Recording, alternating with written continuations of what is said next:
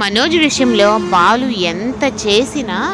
అసలు కనీసం కృతజ్ఞత కూడా లేకుండా మాట్లాడుతూ ఉంటాడు.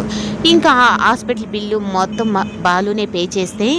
ఇంకా సత్యంతో అయితే నాన్న మొత్తం బిల్లు రోహిణి కట్టిందా అంటే, ఇంక రోహిణి అయితే చెప్పాలా వద్దా అన్నట్టుగా ఉంటుంది. ఈ లోపల ఇంక సత్యం అయితే మొత్తం బాలునే కట్టాడరా అంటే, ఎంత అయ్యింది మొత్తం, నేను కళ్ళు వచ్చిన తర్వాత నేను నా షాప్కి వెళ్ళిన తర్వాత నీ డబ్బులు మొత్తం నేను కట్టేస్తాను రా, అయినా నీ డబ్బులు ఒక్క పైసా కూడా నేను పెట్టుకొని అనగానే ఇంక బిల్ అయితే ఇంక మనోజ్ మాటలకైతే ఇంకా చాలా బాధపడతాడు. అయినా నా అన్నకి బాగాలేదు అని చెప్పని నేను చూపించాను, అయినా నీకు ఆ విశ్వాసం లేకుండా ఇలా డబ్బు మాటలు మాట్లాడతావారా నువ్వు అన్నట్టుగా ఇంకా 2,00,000 చిల్లర అయింది అని చెప్పని మొత్తం రాసుకొచ్చి మరి ఆ పేపర్ అయితే ఇంకా ఇస్తాడు. ఇంకా రోహిణి కూడా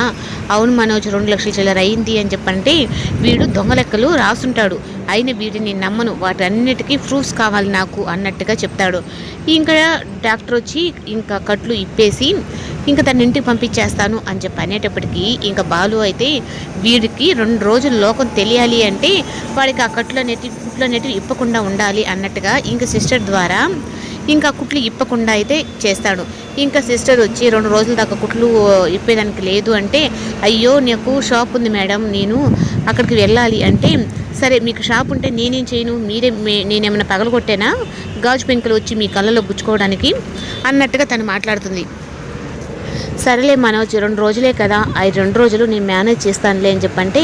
అయ్యో రోహిణి నీ వల్ల కాదు, దాని గురించి నేను డిగ్రీ చదివి నా వల్లేనే కావట్లేదు అంటే, వీడు చదివాడు పెద్ద డిగ్రీలు, ఆ డిగ్రీల మీద ఇలా మాట్లాడుతున్నాడు అన్నట్టుగా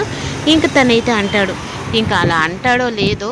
ఇంకా బాలు అయితే ఇంకా ప్రభావతి తన కొడుకు 2 రోజులు కళ్ళు చూడడు అని చెప్పనని, నా కొడుక్కి ఎందుకు ఇలా జరిగింది, అయినా ఎవరు డిస్టర్బ్ పడింది, ఎవరికన్నో నా కొడుకు మీద పడ్డది, వాడి ఇంటికి వచ్చి రాగానే నేను వాడికి దృష్టి తీసి పారబోసేయాలి, ఏ కన్ను నా కొడుకు మీద పడకుండా తన్ని చూసుకోవాలి అన్నట్టుగా ఇంకా ప్రభావతి అయితే అంటుంది. ఇంకా రోహిణి అయితే నేను మనోజ్కి హెల్త్ బాగాలేదు అనుకున్నప్పుడు కూడా ₹1 కూడా కట్టలేకపోయాను, అసలుకి ఏమవుతుంది నా పరిస్థితి, ఎందుకు నేను ఇలా అవుతున్నాను, అందరికీ భయపడుతూ ఇలా ఎన్ని రోజులు నేను బతకాలి, నా గురించి తెలిస్తే తెలిసింది, అసలు విషయం అయితే నేను చెప్పేయాలి అనుకుంటున్నాను, ఈ మైండ్ డిస్టర్బెన్స్ నేను చూడలేను.